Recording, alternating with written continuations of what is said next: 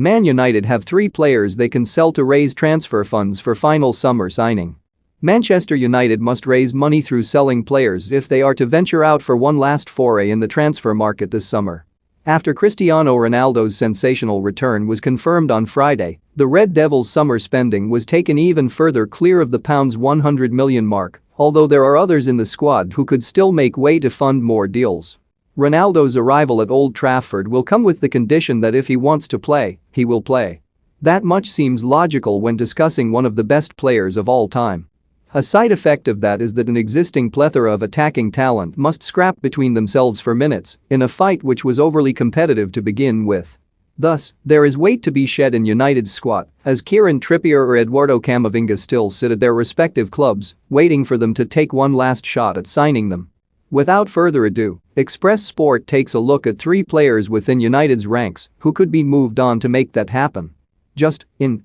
Liverpool launch official Yves Bissouma transfer enquiry as Brighton name asking price. Considering the extent of United's fierce competition for minutes in attack, it would be a surprise if Lingard did not move elsewhere before the window slams shut.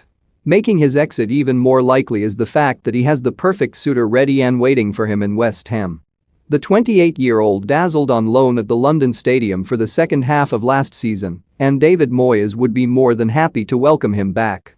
Naturally, it would be difficult for the United Academy product to let go of more than 2 decades at the club, but it may be best for his career. Don't miss, although the Frenchman has not looked like leaving Old Trafford at any point this summer, that may all change after Ronaldo's arrival.